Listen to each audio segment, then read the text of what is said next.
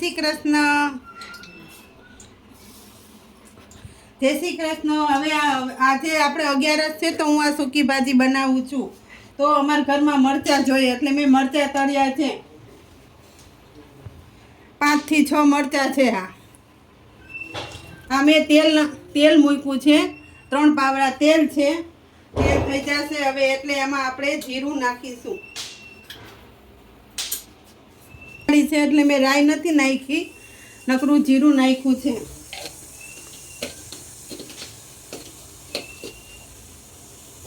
હવે એમાં હિંગ નાખી છે. હવે આમે 2 ટમેટા છે, થોડુંક આદું છે, 4-5 મરચાં ઝીણા ઝીણા સુધાર્યા છે. બધું એકારે મેં સુધારીને રાખ્યું છે. હવે આ જીરું થઈ જશે એટલે એમાં આપણે આવાનો વઘાર કરીશું.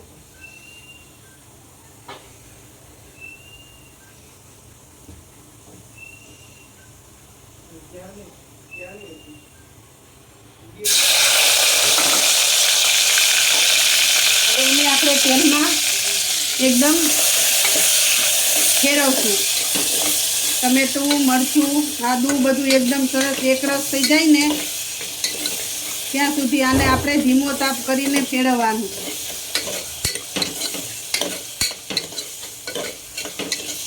પછી એમાં ખાડો કરીને એમાં થોડીક હળદર નાખી દેવાની એટલે એકદમ મસ્ત કલર આવી જશે.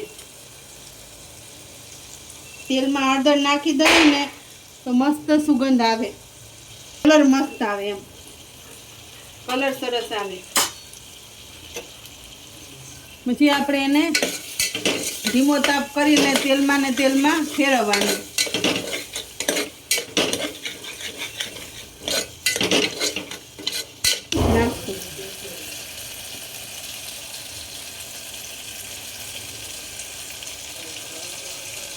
તમારે સ્વાદ અનુસાર નાખવાની, જેવું તમારા ઘરમાં ખાતા હોય ને તીખું એવું તમારે એમાં નાખવાનું. હવે આપણે એમાં થોડુંક નમક એડ કરીશું.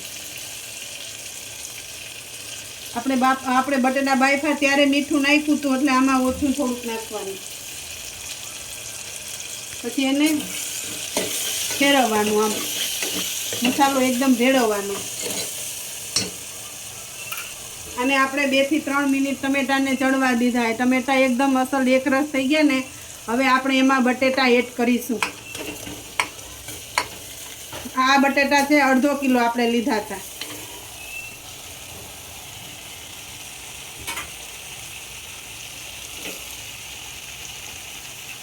હવે આપણે એને ફેરવશું.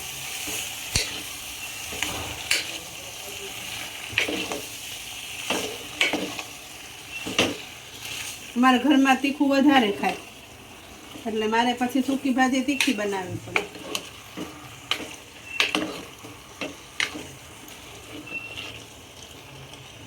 આપણે થોડીક ચટણી પાછી નાખીશું.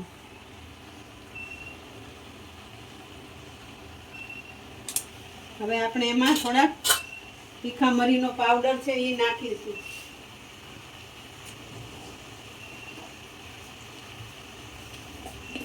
અમે ઘરે જ બનાવ્યો છે.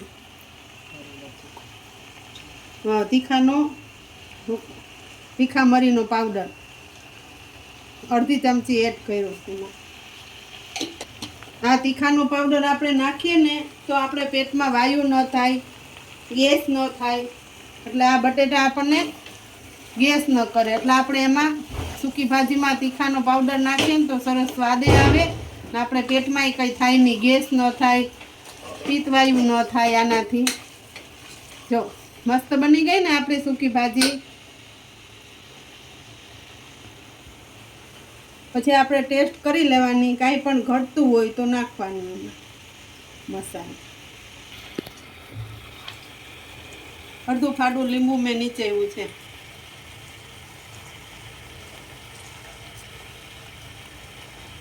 અમારા ઘરમાં ખાંડ નથી ખાતા એટલે અમે ખાંડ નથી નાખી.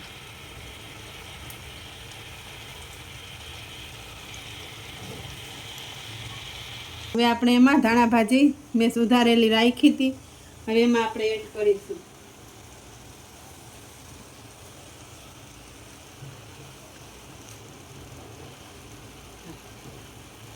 જો મારી આ રેસીપી તમને ગમી હોય તો ચેનલને સબસ્ક્રાઈબ કરજો, લાઈક કરજો, તેથી આવનારા વિડીયો તમને મળે.